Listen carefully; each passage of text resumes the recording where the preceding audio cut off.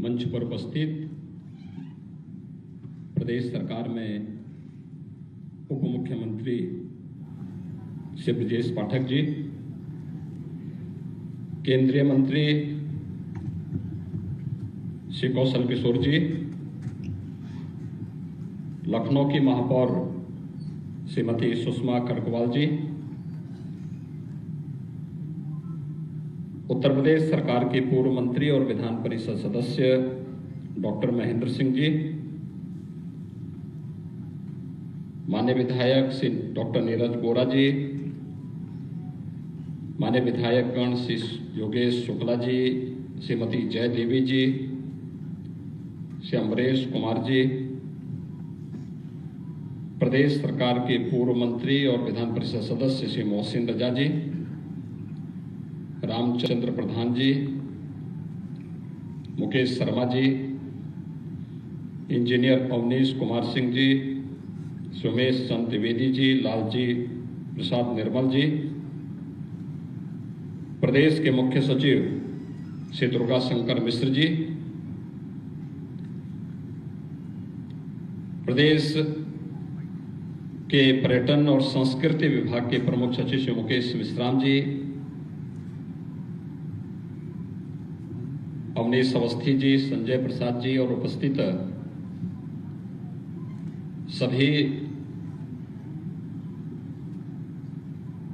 विभाजन की विभीषिका के जो पीड़ित हैं उनके परिवार के सदस्यगण, अभी जिन 3 महानुभावों ने यहाँ पर अपने विचारों को रखा है, सनातनी पंजाबी महासभा के श्री अनिल बरमानी जी, केंद्रीय सिंह सभा के श्री निर्मल सिंह जी, सिंधी एकेडमी के श्री नानक चंद लखमानी जी और उपस्थित भाइयों बहनों एवं प्यारे बच्चों,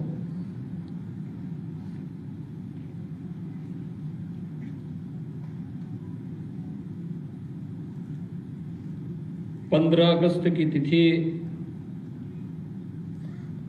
हम में से हर व्यक्ति स्मरण करता है।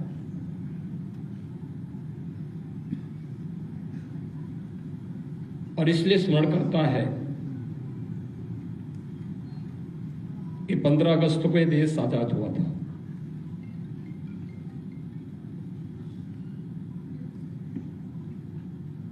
आजादी की कीमत हर व्यक्ति को याद है और हर व्यक्ति को अच्छा भी लगता है, लेकिन आजादी के एक दिन पूर्व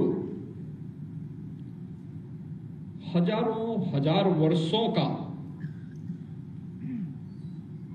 यह देश 3 भागों में विभाजित हो गया।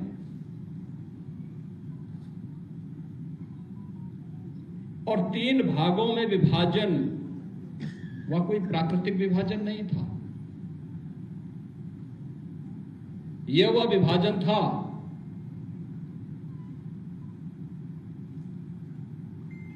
जिसने स्वाभाविक रूप से एक उस समुदाय को जो हजार वर्षों की मानवता की एक ऐसी थाती को सजो करके लेके चल रहा था जिसने दुनिया के अंदर कभी किसी कालखंड में पूरी दुनिया को वसुधैव कुटुंबकम के रूप में जोड़ने की बात कही थी, वह विभाजित था। यह केवल एक राजनीतिक निर्णय नहीं था, जमीन के टुकड़ों का मात्र विभाजन नहीं था, यह मानवता के 2 दिलों के विभाजन का भी एक त्रासदीपूर्ण निर्णय था, और जिसकी कीमत आज ही के दिन 1947 में लाखों लोगों को चुकानी पड़ी थी। लेकिन विभाजन की इस त्रासदी को विस्मृत करके हमने आजादी के उन सुहावने सपनों के साथ आगे बढ़ना उचित समझा और परिणाम हम सबके सामने है। भाइयों बहनों, इतिहास को विस्मृत करके कोई भी समाज आगे नहीं बढ़ सकता। अपने उज्जवल भविष्य के सपनों को साकार नहीं कर सकता। इतिहास की अप्रिय घटनाओं को विस्मृत करके भी हम लोग इतिहास के उस पाप पर पर्दा नहीं डाल सकते जो निहित राजनीतिक स्वार्थों के कारण एक सनातन राष्ट्र को विभाजन की त्रासदी की ओर धकेला था। आश्चर्य होता है कि जब ये देश 1947 में विभाजन होना ही था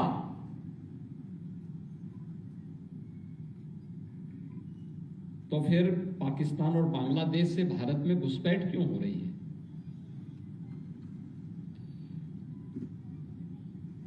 अगर उन्हें पाकिस्तान ही इतना प्यारा था तो उन्हें उस भूभाग की समृद्धि के लिए और वहां से भी मानवता के कल्याण के लिए एक नया संदेश पूरी मानवता को, पूरी दुनिया को देना चाहिए था। लेकिन नहीं, उन्होंने इतिहास से सबक नहीं सीखा और परिणाम क्या है? हिंदुस्तान ने 1947 में विभाजन की त्रासदी को झेलते हुए भी 140 करोड़ की आबादी का हिंदुस्तान जाति, मत, मजहब, क्षेत्र और भाषा से ऊपर उठ करके उत्तर, दक्षिण, पूरब, पश्चिम के भेद को समाप्त करते हुए एक भारत और श्रेष्ठ भारत के संदेश के साथ जहां आगे बढ़ रहा है, वहीं पाकिस्तान और बांग्लादेश की दुर्गति हम सब से छुपी हुई नहीं है। क्या स्थिति है पाकिस्तान के अंदर? किस प्रकार की स्थितियों का सामना पाकिस्तान वर्तमान में कर रहा है? ऐसा नहीं कि पाकिस्तान के पास उर्वरा भूमि न रही हो। भारत की जो कृषि उत्पादन की जो सबसे सर्वश्रेष्ठ उर्वरा भूमि थी वह पाकिस्तान के पंजाब में गई थी।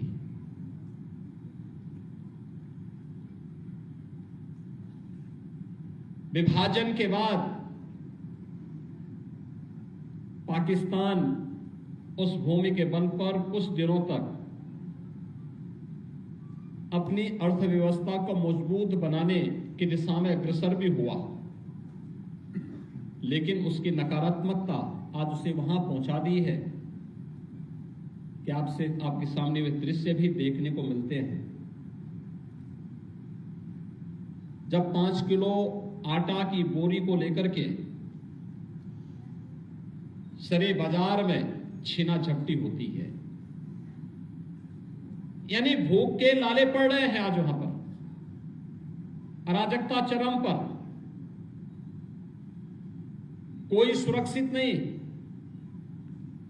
क्योंकि ये कभी नहीं हो सकता कि जो दूसरों के लिए कांटा बोए तो उसके लिए कोई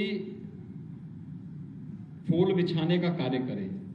वे कांटे तो एक न एक दिन उसी को काटने पड़ेंगे, उसको उन्हीं से गुजरना पड़ेगा, उन्हीं से उसका सामना होना पड़ेगा। और यही आज पाकिस्तान के अंदर हो रहा है। उसने दुनिया को दर्द दिया, भारत को विभाजन का, दुनिया को आतंकवाद का। तो यही विभाजन और यही आतंकवाद पाकिस्तान को ले डूबेगा। और हुआ भी। 1947 में भारत के 2 टुकड़े हुए,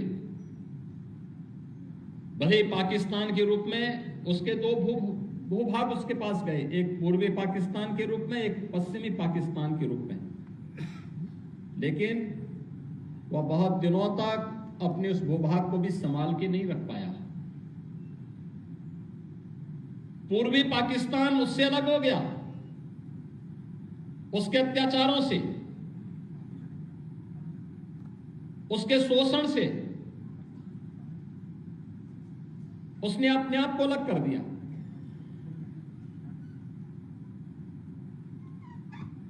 यह कहना कि मजहब के आधार पर वे सुरक्षित हो जाएंगे, तो आखिर पाकिस्तान के साथ पूर्वी पाकिस्तान तो एक ही मजहब था, लेकिन कोई सुरक्षित नहीं हो पाया। वहां पे किस प्रकार का अत्याचार हुआ था ये किसी से छुपा हुआ नहीं है। इतिहास के पन्नों को आप पलटेंगे, देखेंगे 1970 और 71 के दौरान या उससे पहले किस प्रकार से पाकिस्तान की सेना ने बांग्लादेशी माता और बहनों के साथ किस प्रकार का क्रूरतम अत्याचार किया था, ये किसी से छुपा हुआ नहीं है। और परिणाम था कि 1971 में बांग्लादेश के रूप में पाकिस्तान को भी एक विभाजन के दौर से गुजरना पड़ा था।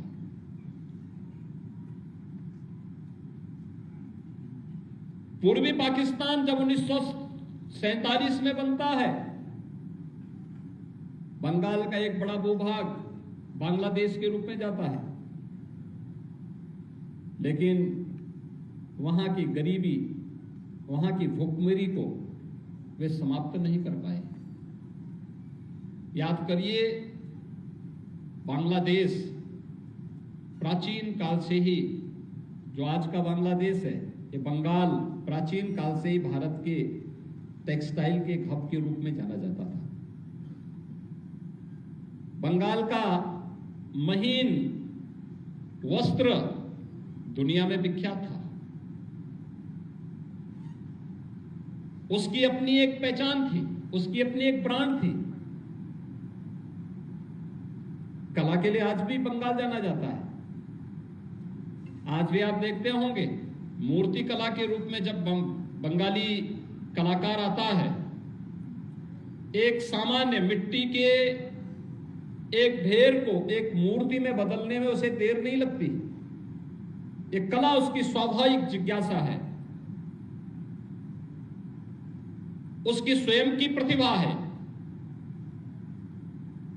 लेकिन कुछ लोगों को ये सब अच्छा नहीं लगा। उन्होंने एक दुखद त्रासदी के दौर से भारत को विभाजन की त्रासदी की ओर धकेला, और जो सैकड़ों वर्षों के बाद जो भारत अपनी आजादी के जश्न को बड़े उत्साह के साथ मनाता, और अखंड भारत अगर अपनी आजादी के इस उत्सव को मनाता, तो दुनिया के लिए एक महाशक्ति के रूप में भारत को खड़े होने में बहुत देर नहीं लगती। लेकिन जिन्हें भारत की इस ताकत से परेशानी थी, उन्होंने भारत को एक महाशक्ति के रूप में 1947 के बाद की यात्रा से बनने से रोका, अपने राजनीतिक स्वार्थों के लिए। किसी को पद चाहिए था, किसी को प्रतिष्ठा चाहिए थी, किसी को कुछ और नाम से आगे बढ़ना था। परिणाम हम सबके सामने है। भाइयों बहनों, ये तिथि हम सबको एक नई प्रेरणा देती है। इतिहास के उन दुखद क्षणों से कुछ सबक लेने के लिए भी प्रेरित करती है। ये वही सबक हैं कि अगर समाज विभाजित है, चाहे वह जाति हो, मत हो, मजहब हो, क्षेत्र हो या भाषा, ये दुखद विभाजन, या जब भी कोई समाज, कोई समुदाय स्वयं के स्वार्थ को राष्ट्र के ऊपर थोपने का कुत्सित प्रयास करेगा, तो उसकी त्रासदी से संपूर्ण मानवता को जूझना पड़ेगा। यही हुआ था 1947 में। 14 अगस्त के विभाजन की त्रासदी कुछ लोगों के स्वार्थ को राष्ट्र से ऊपर रख करके इस देश को विभाजन की त्रासदी की ओर धकेला था। और इसीलिए आज हम सबका संकल्प होना चाहिए, मेरा व्यक्तिगत स्वार्थ, मेरे परिवार का स्वार्थ मेरी जाति, मेरा मत, मेरा मजहब, मेरे क्षेत्र, मेरी भाषा का स्वार्थ कभी भी मेरे राष्ट्र से ऊपर नहीं हो सकता। हर भारतवासी का एक ही संकल्प होना चाहिए, और वह संकल्प होना चाहिए राष्ट्र सर्वोपरि का, नेशन फर्स्ट का। अगर कभी मुझे चयन करना हो तो मैं पहले अपने राष्ट्र को स्वीकार करूंगा। दुनिया के अंदर जिन देशों ने प्रगति की, उन देशों की प्रगति के पीछे नेशन फर्स्ट की ही उनकी थ्योरी है। दुनिया के अंदर किसी भी देश में आप चले जाइए, उनके मन में एक ही भाव है, और वह भाव है कि मेरे लिए मेरा राष्ट्र सर्वोपरि है। स्वामी विवेकानंद ने भी इस देशवासियों से एक ही बात का आह्वान किया था। जब वैश्विक मंच पर भारत की प्रतिष्ठा को बढ़ाने के उपरांत वे भारत आए थे, और उस समय प्रश्न उनके सामने रखा था, लोगों ने, भारतवासियों ने रखा कि स्वामी जी, आप तो दुनिया के मंच पे गए, दुनिया में आपको इतनी सराहना मिली, इतना सम्मान मिला, लेकिन हमारा देश तो गुलाम है, हमें क्या करना चाहिए? उन्होंने एक ही बात कही, उन्होंने कहा था कि भारतवासियों का सबसे बड़ा दायित्व है, अगले 50 वर्ष तक भारतवासी एक काम करें, वे केवल एक बात की उपासना करें, और उपासना करें केवल भारत माता की। भारत माता के रूप में सभी को वे मान लें, मां दुर्गा को भी उसी के रूप में मान लें, मां सरस्वती को उसी रूप में मान लें, मां लक्ष्मी को उसी रूप में मान लें, शिव को भी उसी रूप में मान लें, विष्णु को उसी रूप में मान लें। सभी देवी देवताओं का वास भारत माता में है, और भारत माता को हम सभी देवी देवताओं के वास के रूप में मान लें। इस दृष्टि से जिस दिन हर भारतवासी के लिए एक संकल्प होगा कि मैं अपने देश को स्वतंत्र करा दूंगा, तो भारत को स्वतंत्र होने में देर नहीं लगेगी। और यही हुआ। आपने सुना होगा ना, एक बार एक जापानी नागरिक से पूछा गया, याद करिए 1945 में जापान दुनिया का पहला देश था जिसके अंदर एटम बम गिरा था, और हिरोशिमा और नागासाकी, दो उसके शहर पूरी तरह तबाह हो गए थे। जापान तहस-नहस हो गया था। 1945 में जो जापान एक प्रकार से बर्बाद सा हो गया था, वह जापान दुनिया के विकसित देशों में खड़ा है। एक जापानी नागरिक से पूछा गया कि आपकी प्रगति का राज क्या है? तो उन्होंने कहा कि मेरे लिए मेरा राष्ट्र सर्वोपरि है।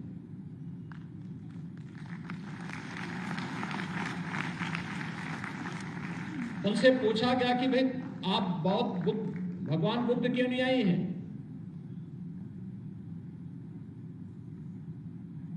अगर बुद्ध और देश में से किसी को चयन करना होगा, उन्होंने कहा हम बुद्ध क्यों नहीं आए हैं, लेकिन अगर बुद्ध भी हमारे देश की एकता में बाधक बनेंगे तो हम अपने देश के साथ खड़े होंगे।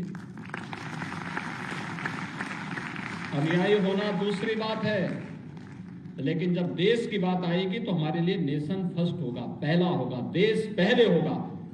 और भाइयों बहनों, आज जापान की प्रगति और एक विकसित देश के रूप में जापान की तकनीक का लोहा पूरी दुनिया मानती है।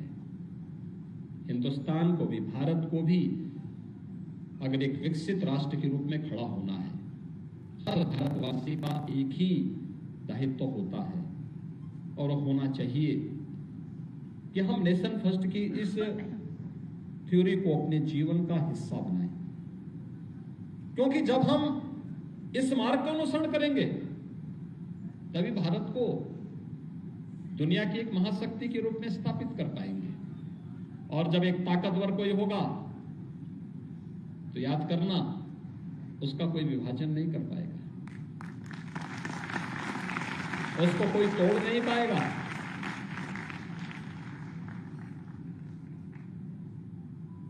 उसको उसके कोई हिस्सा नहीं मांग पाएगा। और याद रखना, ताकतवर की हमेशा पूजा होती है। अपने देश को इतना शक्तिशाली बनाओ, इतना मजबूत बनाओ कि जो ये विकृतियां आतंकवाद के रूप में, उग्रवाद के रूप में, अलगाववाद के रूप में घुसती हैं, ये कुछ कुरीतियां हैं, कुछ विकृतियां हैं। इन विकृतियों का समाधान, इन बीमारियों का समाधान स्वयं ये देश अपने आप ही निकाल ले। और आज हम सब का सौभाग्य है कि प्रधानमंत्री मोदी जी के नेतृत्व में भारत दुनिया की एक बड़ी ताकत के रूप में उभर रहा है। आज की तिथि इसी बात को लेकर के हम सबको अतीत की गलतियों का परिमार्जन करने का एक अवसर दे रहा है। हम अतीत की गलतियों का परिमार्जन करें, इस प्रकार की गलतियों की पुनरावृत्ति न होने दें। इस बात के लिए आज की तिथि एक प्रेरणा है। और जब आज की इस गलती के परिमार्जन की दिशा में हर भारतवासी आगे बढ़ेगा, हर प्रदेशवासी आगे बढ़ेगा, तो याद करना कि तभी स्वाधीनता का आनंद का अवसर हम सबके सामने एक नए लक्ष्य के साथ आगे बढ़ने के लिए हम सबको ताकत देगा। मैं एक बार विभाजन की त्रासदी में उन लाखों ज्ञात अज्ञात नागरिकों को जो निर्दोष थे, जिनकी कोई गलती नहीं थी, एक गलत राजनीतिक निर्णय के कारण जिनको विभाजन की त्रासदी से जूझना पड़ा था, काल कलवित हुए, बर्बर अत्याचार का शिकार हुए, अपने परिवार, अपनी भूमि को उन्हें छोड़ने के लिए मजबूर होना पड़ा था, उन सबको मैं स्मरण करते हुए, उनकी स्मृतियों को नमन करते हुए, काल कलवित हुए उन सभी बंधुओं को, बहनों को विनम्र श्रद्धांजलि अर्पित करता हूं। लेकिन विभाजन की त्रासदी को झेलने के बाद भी हिंदुस्तान आए हुए उन पूरे समुदाय को, जिन्होंने अपने परिश्रम और पुरुषार्थ की पराकाष्ठा के माध्यम से न केवल स्वयं प्रगति की, बल्कि भारत को परम वैभवशाली बनाने में अपना योगदान दे रहे हैं, वह एक नई प्रेरणा भी है, एक सराहनीय पहल भी है। आज आप देख सकते हैं अलग अलग क्षेत्र में लोगों ने अलग अलग कार्य प्रारंभ किए। उस समय बहुत सारे, यानी जितने लोग आए थे खाली हाथ आए थे, लेकिन अपनी मेहनत से, अपने परिश्रम से, सरकार के द्वारा इतना सहयोग नहीं हो पाया था उस समय, लेकिन उन्होंने अपनी मेहनत और परिश्रम से जो आज करके दिखाया है, यह अन्य लोगों के लिए भी एक नई प्रेरणा हो सकती है। मैं इस अवसर पर उन सब का हृदय से अभिनंदन करता हूं और विश्वास व्यक्त करता हूं कि हम सब अपने देश के बारे में सोचेंगे। इस प्रकार की त्रासदियों से आने वाले समय में मानवता को न जूझना पड़े, इससे हम सब सबक लेंगे। इस विश्वास के साथ मैं आप सबको, कल भारत अपना 77वां स्वाधीनता दिवस मनाएगा। आप सबको आज के अवसर पर मैं विभाजन की त्रासदी से सबक लेते हुए 77वें स्वाधीनता दिवस की अपनी हार्दिक शुभकामनाएं देता हूं। धन्यवाद। जय हिंद।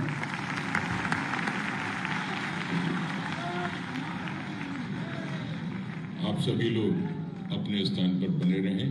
अब माननीय मुख्यमंत्री जी, माननीय उप मुख्यमंत्री महोदय और सभी विशिष्ट अतिथिगण प्रस्थान करेंगे कार्यक्रम स्थल से। आप लोग शांति